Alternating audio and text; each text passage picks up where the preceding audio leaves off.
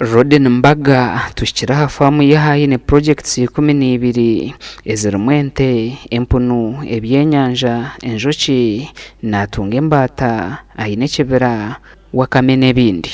Roden Mbaga nagira ngu kishangirwe ngo abarisa n'abahingi omu ihanga tibarikubika bihandiko bya famu zabo kimwe ha bintu ebirikubaremesa kutunguka. Ubwo nagira ngo ebihandiko bya hafamu n'ekintu kikura habo kuba nibyoreka entasi hamwe n'enshohoza za famu yawe hamwe n'ebindi bintu ebyo urikuba nokoreraho. Famu ine accountant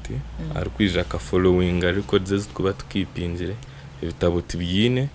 na following abesinzira kuri famu ya ne running nko kweshemerire ku running twinona na abakozi abari trained abitweta semi skilled so nabamanya what to do with record keeping kandi tuyamba ku monitoring nko kunani ngambe bro ameza 3 sandi 3 kunani ngamba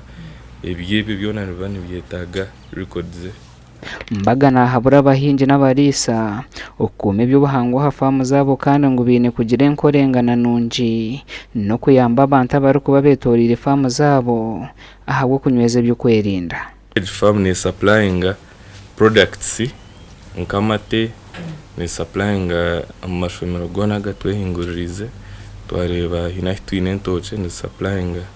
neighborhood then ne providing emirimo to immediate neighbors kandi ne supporting akuba hatinka twatwine nka vaccines kuba turesire ubwiro bw'enke zente tukira cooperating na ba farmers abamwe kugira ngo tu vaccinating twena hamwe. Oguhona habwira abarisa n'abahingi ukongera hamutindo hafamu zabo ninga shete value addition agumize ngo wicu muyambere kongera hantasya ahafamu ye.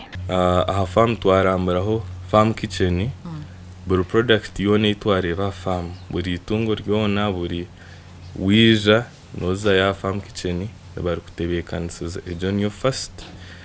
itukora nka value addition whether rabbit whether na wijo n'abantu nkamagana buri mukajangwe ente no mujumara tujitwara hariya tujibaga na mwagira n'umwenda kubahereza ka experience bari batakumanya ibyo kubaga naci bijana baje tebekanisiza nko kuba kwenda oyihire hecho twineho brand yo njoki itweta Wild Bees Uganda yo processing obwoki buri pure buri organic kandi tugumza mutukora body lotions na hand sanitizers supplying just to tegerize certificate kurgo mu UNBS konka we are working under URI. Kwabuzibwa haco kutunga katareke bihingwa n'amatungo mbago ubu nubwo bukoryo obwahira abahingi n'abariza. Twine emikutu ya social media eco nico cyo kubanza eca kabiri twine tukozise mnonga every current ka social media mnonga because ni attracting anabatakumanya the local ways za communication so twine nka farm profiles twine the displays of everything that we do social media. Oguhona nahabura abahingi n'abarisa ubutaba bangambanye nka kwiyaho begese n'abakazi babo ebintu bibarukora gumize ngo iki nikiyamba kwemerezaho famu baba barugireho abazire bitu nibo babire ni running a farm hati itwabana nitwe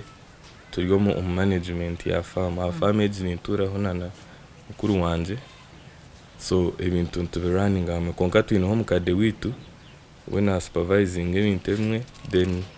nanye supervising ebintu ebyinji because that is my responsibility now. Gasha kwa Abdul Karim Sengendo.